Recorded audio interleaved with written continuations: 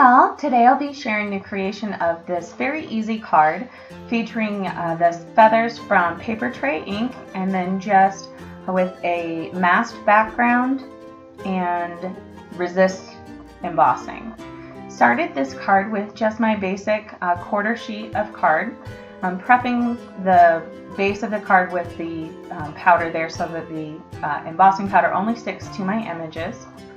And then I started to plan to stamp, but then I realized I wanted to go ahead and just kind of roughly give myself a guide where I would be putting the stamps, because I wanted the stamped images to stay pretty much right in where the masked background was, to not extend off into that border. So that's all I've done there, just to give myself a tiny little guide with the pencil as to where I was planning to put my tape.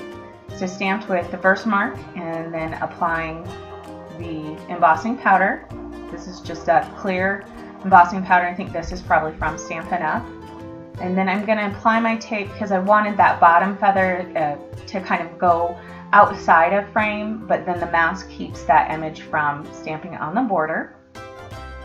Stamp the feather again, and then back to the embossing powder. And then at this point I just use my heat gun to set those. Not super exciting, so just cut that out.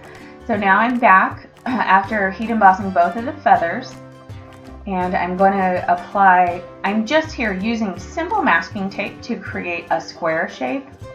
And something that I'm doing off camera is I'm actually taking that piece of tape that I've torn and I put it on my pants or my shirt and then pull it off and then put it back down. What this does, the tape will pick up some kind of fibers and get less sticky. This way, when I go to remove the tape, it's not as tacky as it was to start with, and then it doesn't pull up any of the paper, or it should do less of that. You can use more of a painter's tape or a fine painter's tape, but I just didn't happen to have any lying around, so I wanted to still make this card this way and work with what I had. So now I've got my mask all set up on my craft mat, and I'm using my ink blending tool, and right here I am starting with the squeezed lemonade distress ink, just applying that in a circular pattern over where I have stamped already. And kind of knew I wanted to keep the yellows kind of in those opposite corners. And then just applying as usual, just adding that to my paper. And then now I'm going to switch to the ripe persimmon. I really like this orange. I think it's really pretty. And this is kind of where you can see the feathers start to show up, because that clear embossing over the white paper, it looks white. You can of course use white embossing powder or any color of your choice, but one of the things I really like about this, that detailed embossing powder that I have in clear really captures the fine details, and I don't currently have a white embossing powder that gives a similar effect. If you had an image that wasn't quite as detailed, you could probably use something that wasn't as fine, but for this one I really wanted the details to pop. So you can see here I have just done my orange color and gone back to the yellow just to kind of work that back in and kind of smooth out that transition.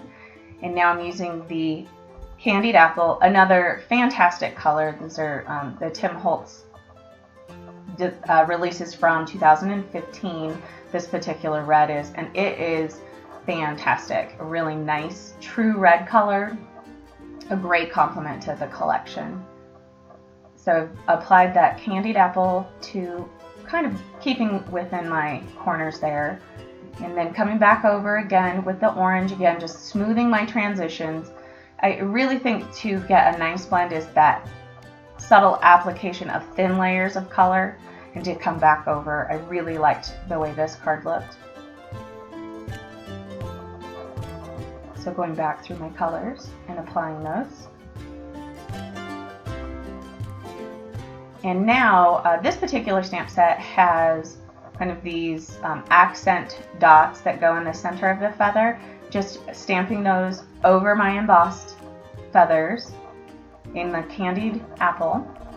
And then just taking a paper towel and kind of wiping that off where it appears, where it went over the embossing powder. As long as you do that quickly, you can wipe ink right off. And then just removing my tape, and you can see I'm not tearing the paper. The first time I did this, I didn't do the sticking it to a piece of fabric first, and I had all kinds of problems. Totally ruined my first attempt at this.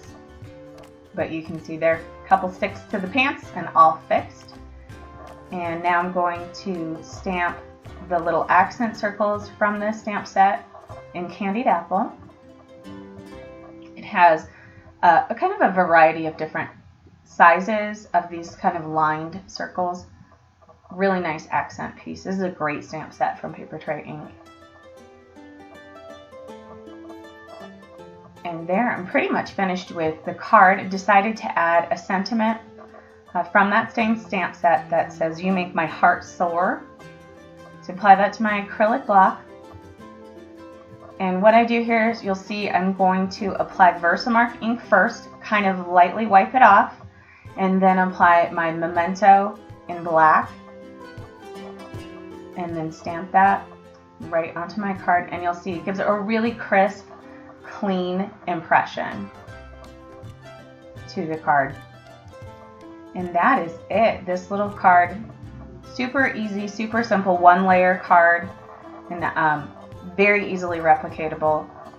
I also decided to add one final accent piece to this, one of the smaller feathers in Ripe Persimmon on the inside of the card.